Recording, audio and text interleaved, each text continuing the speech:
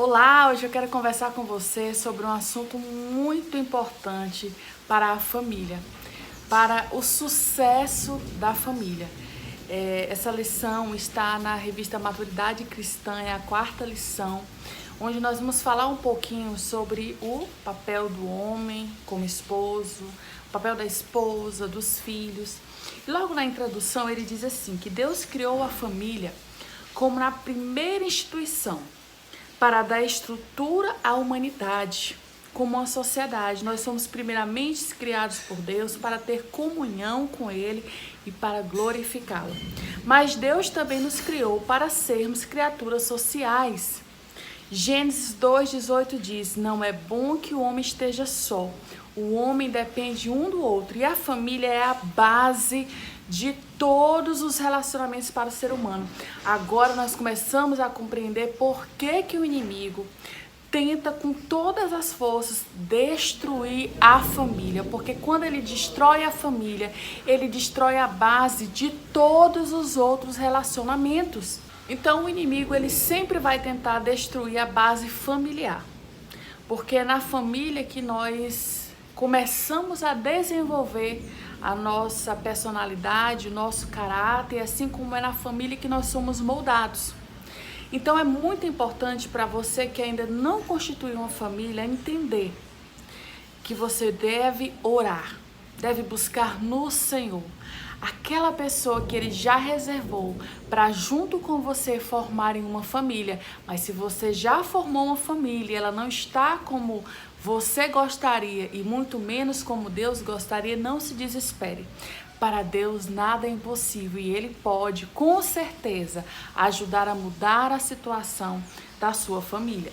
Então, nós vemos que o mundo hoje, ele vai totalmente contra o padrão que Deus estabeleceu para a família. Ele aprova o divórcio, ele aprova relações sexuais antes do casamento, as relações com amantes, se tornou algo normal, se tornou chacota em músicas, como se o normal fosse as pessoas viverem esse mundo de traição entre elas.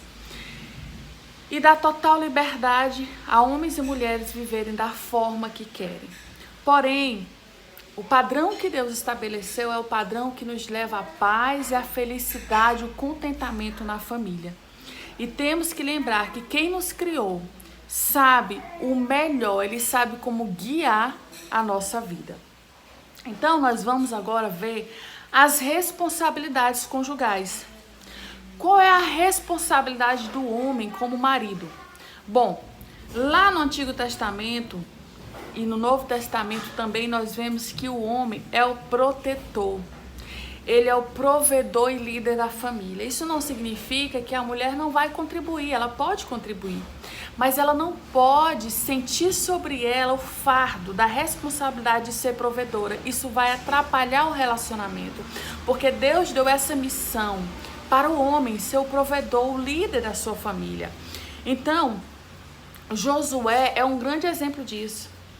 Quando todo o povo de Israel se revoltou e não queria viver de acordo com os preceitos de Deus, Josué disse o quê? Lá no capítulo 24:15.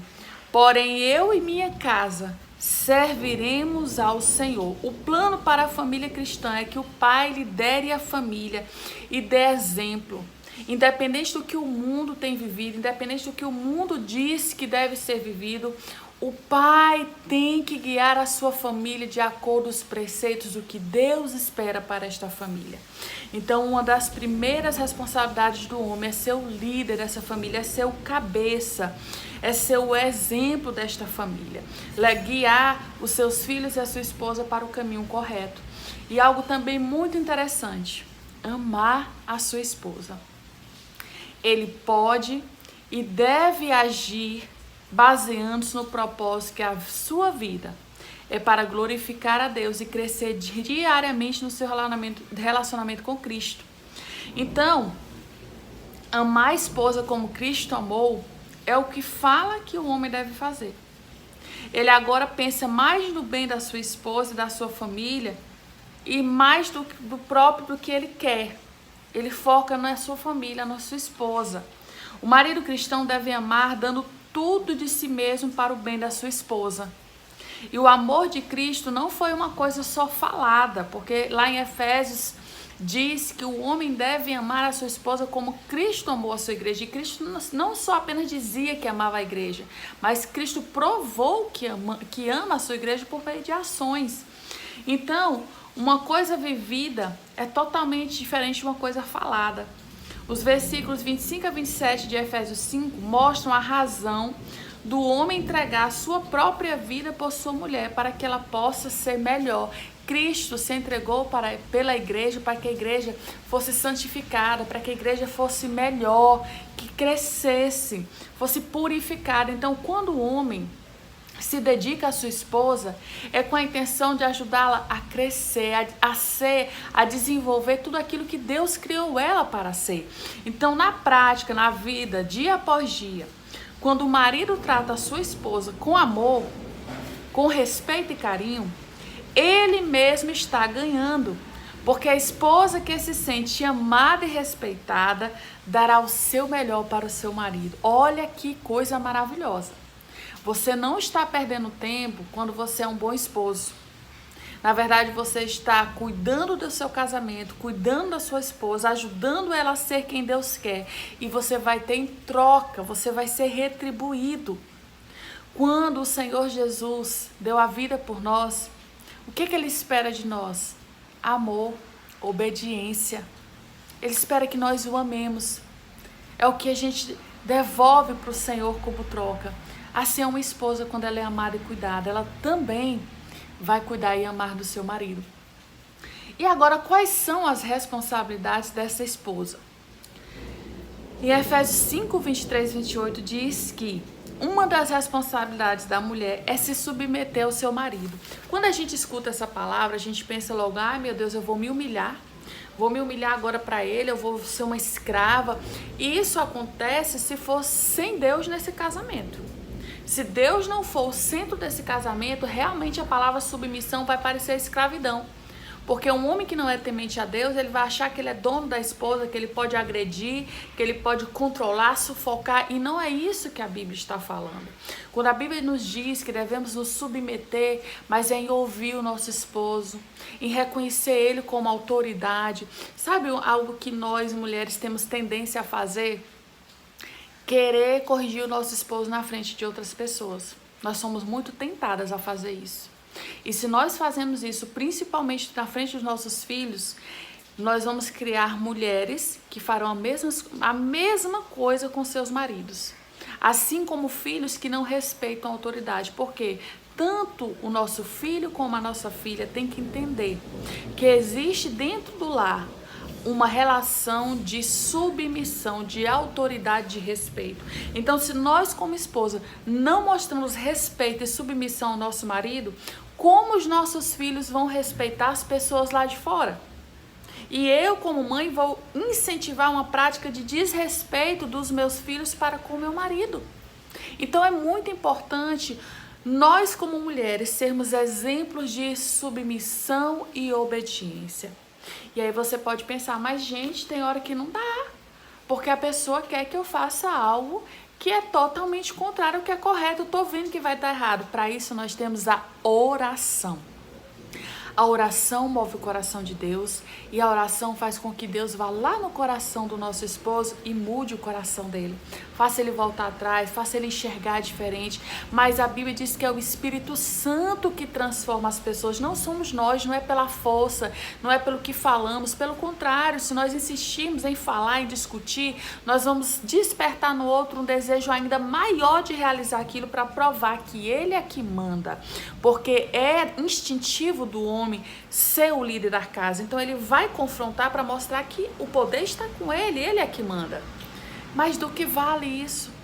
Do que vale ter a última palavra numa discussão? Do que vale nós mulheres querermos mostrar que somos nós que mandamos, que nós estamos certas? Não vale nada. Isso é orgulho e o inimigo acha brecha nisso para destruir casamentos.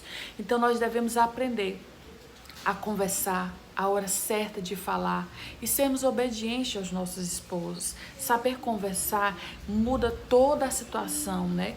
Tem até um provérbios que diz que a palavra ela pode ser como uma espada se for vinda da boca do tolo, mas quando ela vem da boca do sábio, ela não fere, porque é fonte de sabedoria, ela é doce.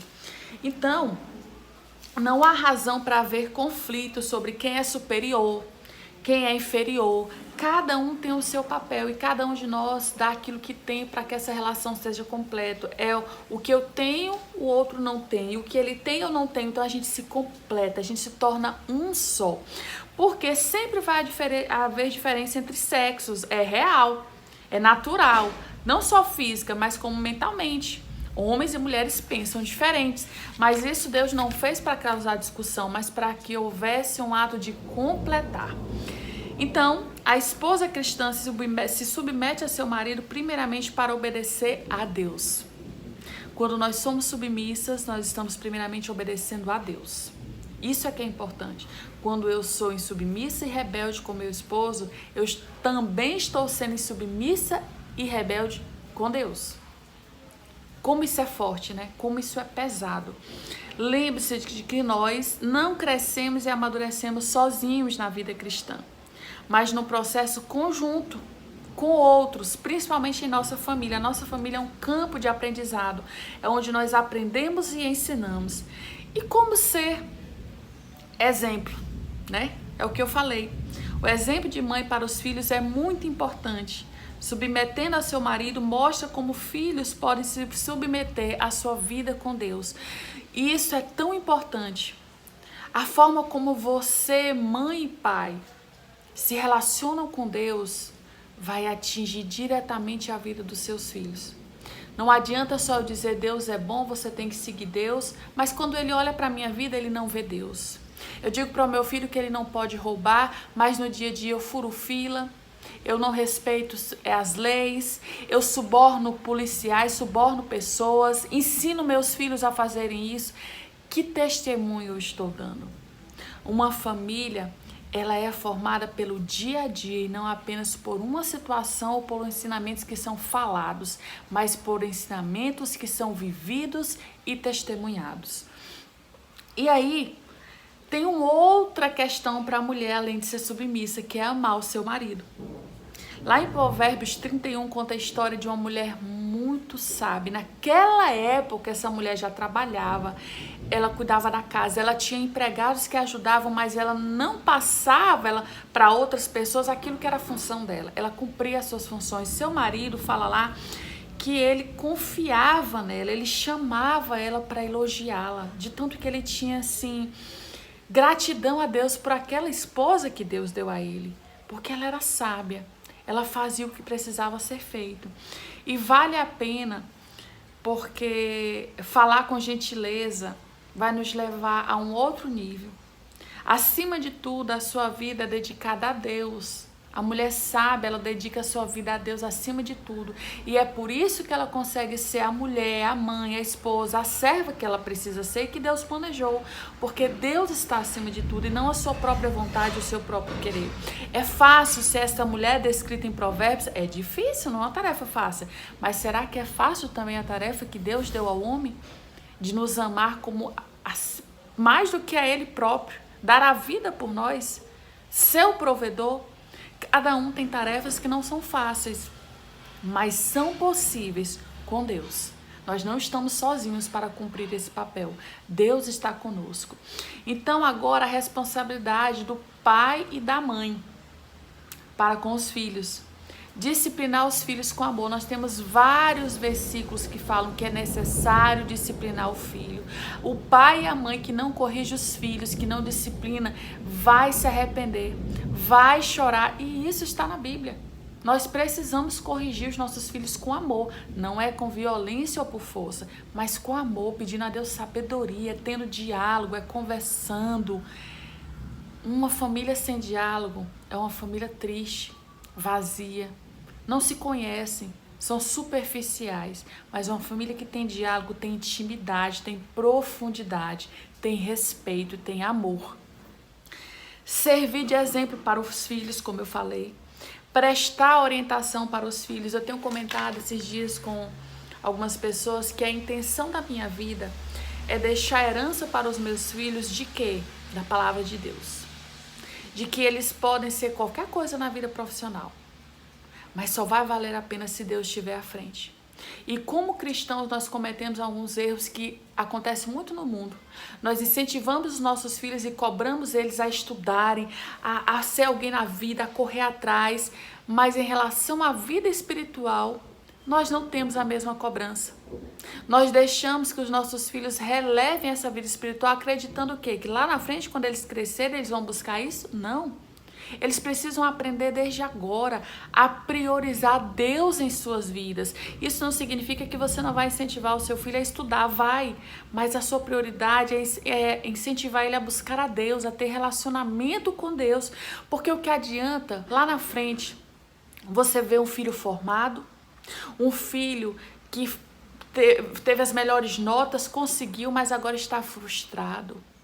Está vivendo uma vida totalmente contrária à vida de Deus, está usando esse dinheiro que ele ganha para viver uma vida mundana, está em caminhos tortos. Valeu a pena?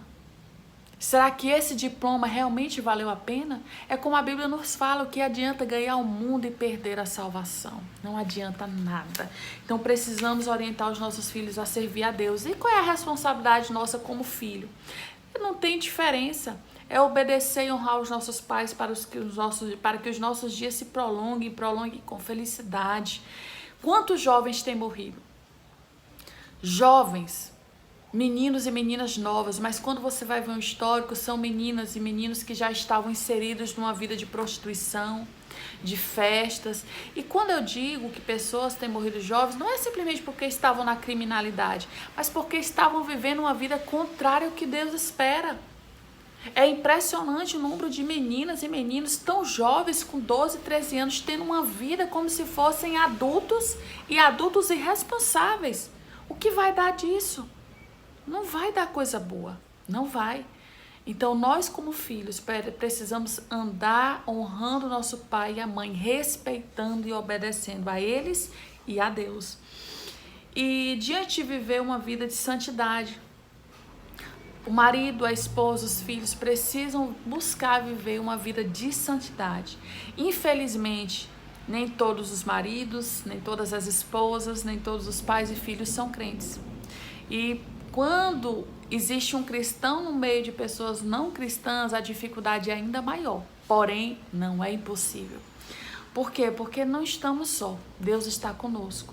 E uma das maneiras de testemunhar perante a família é viver a vida cristã, em vez de apenas falar dela.